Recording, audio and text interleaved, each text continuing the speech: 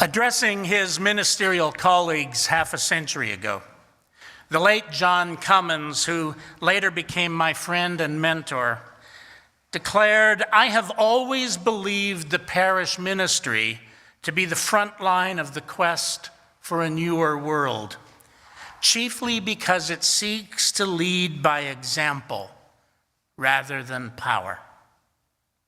The son of a leading Universalist minister, John was addressing his own ministerial colleagues on the eve of the 1975 General Assembly, imparting the wisdom of his experience after 25 years in the liberal ministry. A decade later, it was John's wife, Drusilla Cummins, then a member of the Unitarian Universalist Association's Board of Trustees, and Joan Goodwin, a vice president of the UUA, who finally persuaded me that ministry might be my own vocation too, offering external validation of those closer to home who had been suggesting that I consider it. Over the past 2 years, I have described the kinds of ministry available to this congregation in workshops, meetings, and individual conversations. But I have tried to keep the space open so that you could express what ministry means to you and what kind of minister you wish to have. I have mostly refrained from telling you what ministry means to me, why it exists, what it does, and why I have devoted my life to it. I haven't shared my hopes in entering the vocation or my disappointments and regrets along the way, and there have been many. Today, I will endeavor to touch upon these things by telling you how I came to be a minister and what I believe to be the essential functions of ministry. I didn't enter adulthood with any aspirations to be a minister, and I'm still sometimes surprised to have found myself on the pathway leading to this vocation. I have no dramatic story of feeling called, as many ministers do, but only the gentle encouragement of people around me and my own slow, hesitant embrace of the vocation. And while the act of ordination may set someone apart for a particular kind of service in the world, I've never felt that it sets anyone apart from humanity. Ministry was never in the original plan, nor did it even appear among the alternatives. As a teenager, I entertained vague notions of becoming a social studies teacher or a journalist. But the market for teachers was declining since the baby boom had finished its schooling. And I had convinced myself that I wasn't a very good writer, so journalism seemed out of the question. So I entered university intending to study political science and proceed to law school. Lawyers are always needed and usually employed. And who knows, it might have led to a life in politics, which did interest me. After my father died during my first year at university, I switched from political science to anthropology, a gateway discipline to other interests. Eventually quarreled with the department chair in what was a small department and dropped out, having become thoroughly disillusioned about my prospects for higher education. In hindsight, I was probably depressed following the death of my father, but I was also anxious to get on with life. After a few years in what looked like a promising career in lumber and building materials, I was going to make my first million cutting down the forest. I've since repented. I lost my job when the company was sold and downsized. While I was out of work, thoroughly bored, I filled my time volunteering at the church on Banning Street, where John Gilbert took me under his wing and began to exert his influence over me. It wasn't long before he concluded that I ought to become a minister and just give up the job search. But I wasn't having any of it. It was one thing to edit the newsletter or organize the archives into some semblance of order, but ministry didn't seem like a fit for me. To be honest, I was a little embarrassed to admit to people that I was even a member of a church, let alone further tarnish my worldly reputation by being identified as a minister. Still, John persisted. Others echoed his encouragement, too many to name here, and the idea began to simmer in the back of my mind. More importantly, perhaps, it was John who motivated me to return to university part-time in order to complete my undergraduate degree. I would say nagged or badgered, but that might sound ungrateful. It took 4 or 5 years and one more change in majors, but I did it. Back at work, first as a supervisor in the furniture and appliance department of a major retailer that I was not responsible for bankrupting. Almost every company I've ever worked for went out of business. And then in personnel management, which is the pastoral ministry of the corporate world, I found myself devoting more and more of my free time to the church. I never could have imagined. And it wasn't long before it was apparent to everyone that this was more important to me than my paid employment. That was flattery coming from members of the church. It was a curiosity coming from members of my family. But for my employers, it seemed like it might be a judgment. Along the way, I was elected to the district board as its treasurer, appointed as a lay chaplain of this congregation, and then named to the denominational grants panel. I preached at the Banning Street Church on occasion, and after I accompanied a denominational official to Arburg on a mission to encourage that congregation to wrap up its affairs, I found myself preaching there too, in a congregation that thrived for another 30 years. It was my first big failure in ministry, and I'm a little proud of it. One thing just led to another. In his book, Let Your Life Speak, Parker J. Palmer reflects on that quaint Quaker expression that gave the book its title. He once heard it as a call to high ideals, demanding standards and perfectionism in their pursuit. But he later concluded that letting our lives speak was more ambiguous and complex. Before you tell your life what you intend to do with it, listen for what it intends to do with you, he says. Before you tell your life what truths and values you have decided to live up to, let your life tell you what truth and values you embody, what values you represent. In my case, after years of seeking an occupation where I could get ahead in life, earn a decent living, and perhaps command some measure of respect, I realized that my life had been nudging me towards ministry until I finally said yes. There was nothing preordained or inevitable about it. It's just the way life unfolded for me, driven by what piqued my interests and commanded my attention. It became my way of being in the world. I discovered that this congregation was more reliable than private sector employers, more reliable than political parties, more reliable than many of the institutions that might draw upon my skills.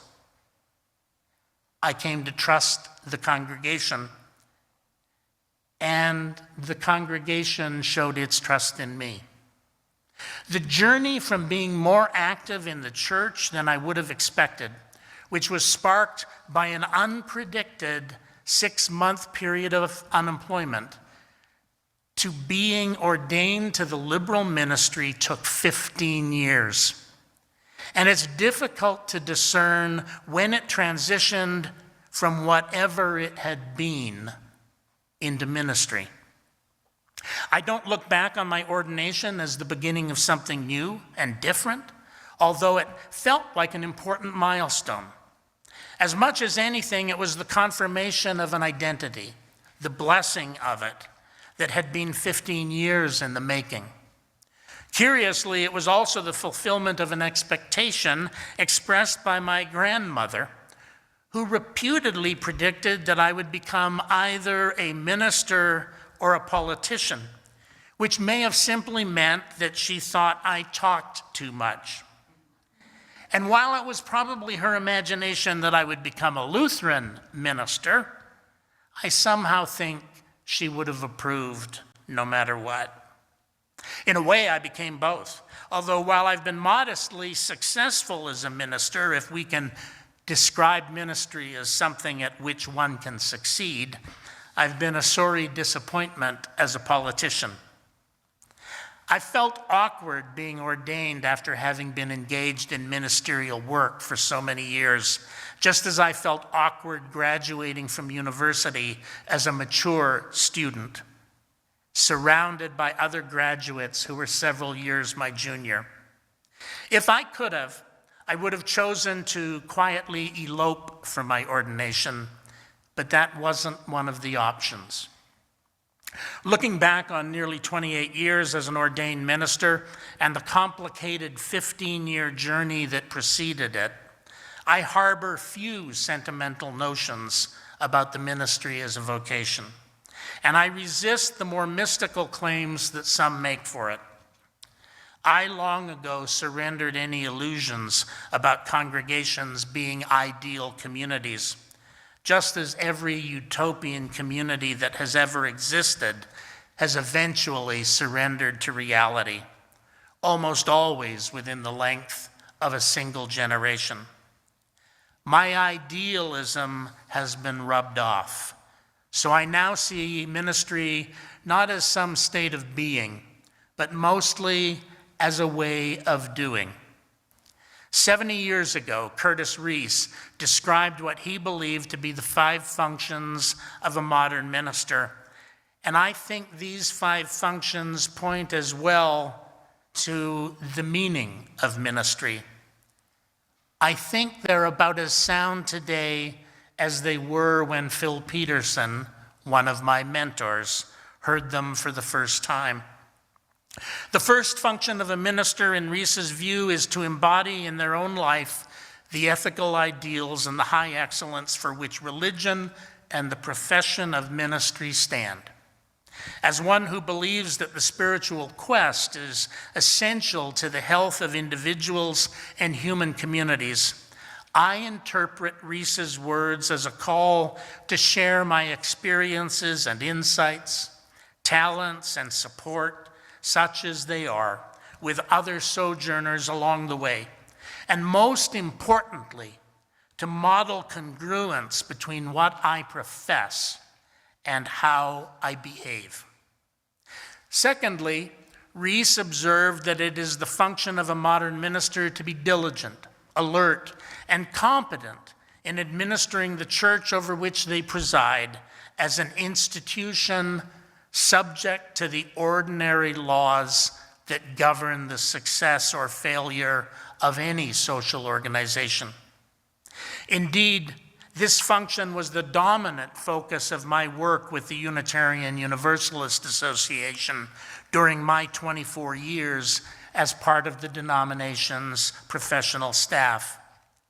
As one who believes in both the utility and the potential beneficence of religious institutions, I have felt called to help build the institutional expression of liberal religion, especially its Unitarian Universalist variety, as a vehicle for furthering liberal religious values in a world that cries out for civility and compassion, justice and understanding, while taking heed of Reese's observation that the church operates on the same lines as any other social institution. It is subject to the same follies and the same possibilities as any other human organization. Thirdly, Rees argued that ministers are called to serve the personal needs of their parishioners and others with the skill that comes from modern knowledge in many fields of learning, and with the broad and sympathetic understanding that is born of wide experience with all sorts and conditions of people. This is even more important today than it was 7 decades ago. It is incumbent upon ministers to embrace lifelong learning, immersing themselves in the arts and sciences, especially the social sciences, since the wisdom of the ages is no longer contained in a single book, as indeed it never was, but it is growing exponentially. However, I think Curtis Rees underestimated the importance of pastoral ministry, as did many, perhaps most of the ministers of his generation. The pastoral ministry has grown in importance over these years as life has become more complicated, as the social situation has become more conflicted and difficult, and as people increasingly feel a sense of despair in the world. Fourthly, Rees believed that ministers were called to represent their churches and the ideals for which they stand in the larger life of their communities. That is to say, our ministers are public spokespersons for both Unitarian Universalism and the congregations they serve. But I would go further than Curtis Rees on this point. In congregations where the overwhelming majority of members and even ministers have come from somewhere else rather than being nurtured within the tradition, I believe it is important for our ministers to educate their congregations about the history and traditions of Unitarian Universalism so that they may grow in depth and understanding. This isn't just history, as we sometimes say, but generations of experience that has been transmitted to us for our benefit, for our pleasure, to inspire us to create a better world. So it is not enough to provide a congenial setting for people of similar values and temperament to gather and enjoy one another's company. We must encourage members to go deeper in discovering our liberal religious tradition and living its values. Finally, Curtis Rees declared that it is the function of the modern minister to preach as an evangel from the world of the imponderables, the world of justice, of mercy, and of love. I love that line. It's pure poetry in my mind. So I'm going to repeat it. It is the function of the modern minister to preach as an evangel from the world of the imponderables, the world of justice, of mercy, and of love. I've never been sure that I've lived up to that challenge, but I strive as best I can, whether in the pulpit or in a committee meeting. I believe more than ever that the values distilled from our living tradition, reverence for nature, the dignity of humankind, a free and disciplined search for truth, justice and compassion in human relations, and the motive force of love are essential values in a troubled world. And so finally, I will return to my opening observation. Whatever its limitations and shortcomings, I affirm with John Cummins that the ministry, especially the liberal ministry, may yet help to bring about a better world because ministers lead by influence and example rather than by power. We are at our best the sun, not the north wind. This is the ministry to which I have devoted my life. Please join in hymn number 1064 in the teal hymnal, Blue Boat Home.